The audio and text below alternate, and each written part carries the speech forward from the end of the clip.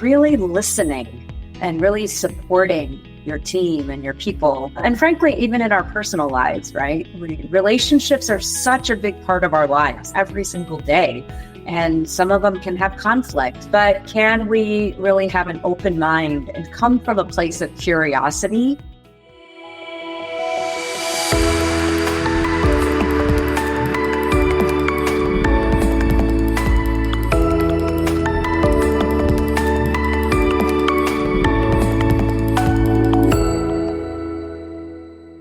I know that in my work with many adults, they don't even know how to figure out what their core values are. And sometimes they're mistaken with things that they sometimes enjoy doing. How would we help someone who's listening to this podcast today to understand what is that first step to figuring out 1, 2, or 3 of your core values? I think first we need a list of core values, because I agree. I taught an undergrad course at UCSD, and we asked this question to undergrads, and we didn't explain what core values were. And they all were looking kind of like bewildered. And so I was like, do you all know what core values are? And they didn't. So it's such a great question. So, even if you go online and you Google core values, it'll come up with the whole list. Brene Brown has a huge list of them, right? And really, it's a deep reflection exercise, right? What is important to you? Is it your family? Is it your health, right? Is it your work? Is it money? There's no right or wrong answer. It's really different for everyone. And picking those core, and then once you know that, which might take a little bit of time, and again, it's going to change. Just because I have a core value of maybe travel right now, that might not be a core value in 5 years. Right? So it's important to know it's going to constantly be evolving, but really taking that deep reflection, checking in with yourself when you look at this list of, okay, what is important to me, right? What is really, really important to me? Where am I spending my 3 biggest resources, my attention, my time, and my money? And really looking at it from that lens and understanding what is that. And that might change. Maybe today I say, it's these 3 things, but then I look at it again, look at it over, a month and say, oh no, maybe it's not that. Maybe this is more important because, and so, so I think it's really doing that inner work to understand what that is for you and how that translates into your work that you do, right? Every day. We spend 40 plus hours a week doing sometimes. So now, once someone figures out their core values, how do they align them with the goals at work? Because often we feel discouraged or disappointed with our match with a company, or maybe it's now leading us to stress and negative health. But how does one go about figuring out how they align their goals and values? I think in a work situation, it's really important to have that communication with your manager or leader, right? So to really understand what's the company's core values, and what are my core values, and finding the link somehow, right? And then those goals go into just like our personal goals, right? So like, for instance, health is probably my first core value. So, okay, if my health is my first core value, my goal is to eat right. Right? So that's my goal, whatever that is. So then what are the tasks that go into that? Okay, I'm going to meal prep salads on one certain day. So I make sure I have food to eat when I'm busy, right? I'm going to know that I'm going to go to the grocery store and do certain things, eat certain foods, and that's going to help me. So do you see how that went from core values to goals to tasks? And that's the same thing, at work. What are your core values? Okay. If it's sustainability, right? What is the goal? Like, what's a sustainable, thing you can do at work? Okay. Maybe I don't use paper plates. I mean, it's a little example, but whatever that is. And then kind of creating that, what are the tasks then? How am I going to eliminate paper plates from my workplace? Right. Okay. Maybe I'll, talk to so-and-so or do that. So that's kind of how it goes. But again, there's the tiny steps. Like, I feel like when we try to do too much, we just get overwhelmed and we're like, forget it. I can't do this. And the tiny things that you speak about when you do them and when they're aligned with our values, that joy and satisfaction that we feel from that contribution, or so this awareness, taking that action, creating a goal to achieve those is what you're beautifully sharing, helps us really invite us to avoid burnout and find joy in the work that we do. And this is beautiful. What are some of the other tips that you have in terms of mindfulness in a workplace or being aware of yourself in the workplace?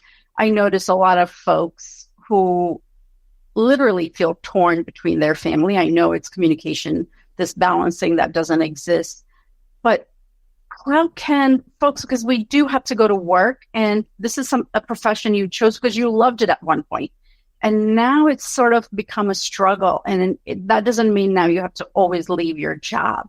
There is still a way to sort of back it up and figure out a different strategy. And what can people do if they're just kind of feeling discouraged at the moment? Yeah. I think it's really important to learn what self-compassion is and practice it. Mm-hmm. And I think the way I liked, and self-compassion is more than self-care. Many people think it's self-care. It's more than that. It's, there's two sides. Dr. Kristen Neff is a huge self-compassion researcher, and I teach her program at UCSD. And what she says is there's two sides of compassion. There's this tender side that we accept that we feel a certain way. Okay, maybe we're not so happy at work and we have these emotions of sadness or, some difficult emotions. And we need to accept that because we need to accept where we're at in the moment. When I say accept in the moment. And then there's another side called fierce compassion, where it's more about action. Okay, I'm with myself, I'm accepting it. Okay, so now what can I do? Can I change my mindset? Right? Can I start making some boundaries? I think setting boundaries is really important. Maybe, you're working such long hours and you really want to be with your family, or you just want to tend to yourself. You want to pick up that hobby or go play tennis or whatever it is. Can we set some boundaries of I got here at 7, I need to leave at 4, and being okay if you don't get that promotion then. So again, this comes back to your values. Are you okay with that? Or are you being effective and you don't need to work so many hours to get that promotion because now you have systems in place to work on the right things? So I think it's really, really important to, again, practice that self-compassion and make boundaries with yourself and others as well. And I think as far as throughout your workday, things like, especially your team, doing this even 30-second pause before you start a meeting, I think is so crucial. So many people I've talked to have started implementing it. And, you think a lot of people think it's so weird to do that in the workplace, but it's actually not. A lot of people actually love it. When I start every one of my workplace programs with this 3-minute pause transition, and they're like, wow, that was good. It was challenging because my mind is racing, right? But you have self-awareness when we get still. And so practicing, maybe different pauses throughout the day. I have a watch. And so every hour it dings. I just take a few breaths. I'm like, okay, how am I feeling right now? What's going on with me right now? Right? Oh, I haven't even ate lunch yet. Maybe I need to get up and go eat something. Right? So it's just these little things that, you don't have to go up and meditate for 45 minutes or anything. It's just really just taking that relief in throughout your day. So Cheryl, as you were speaking, one of the things that comes to mind is Deepak Chopra talks about your body being your temple. Mm-hmm. And how often is it this mindfulness, just becoming aware of us? We're always focusing outside, other things, how we can contribute to others, how we can give. But that receiving part that you're speaking about, being mindfulness. I had interviewed Dr. Tanya Goodrich recently, and she's speaking about our pelvic floor. We are in such a rush and we run to the restroom and we don't give ourselves time. And we are contributor of illnesses to ourselves. And this mindful practice that you're speaking about is how am I feeling? Am I hungry? Am I thirsty? What does my body need is a key component in really showing up at work and being effective that you're just talking about. It's like simple pause. It seems simple and it is difficult to do, yet achievable with practice, with intent, with true intent of moving forward. And I can't wait to hear from others who are listening to Now What Podcast or Jagged Edge, which this conversation happens to be because it's about workplace, and seeing if this makes an impact. And what are some of the companies doing? Like, what are some of the folks that you've taught? Which practices have they implemented in their workplace? Have they started a trend at work that's useful? A lot of them, it's different for everyone. One participant said that they now go for a walk when they want to take a break, and they leave their phones at their desk. And they just kind of, I do this sense and savor walk where we're just kind of out in nature, really savoring, nature. And it could just be 10 minutes, right? When we're walking, as opposed to thinking, right? Other people have found turning off their notifications has really helped them focus better. Also, not multitasking, right? Has really helped people, stay calm and not feel so, overwhelmed. A lot about mindful communication. Can we be present with ourselves? People, can they listen to understand instead of listening to respond, right? I think that's huge in the workplace. And, giving people their presence. A lot of people have found that is really nice in a conversation, when they're having that conversation as well.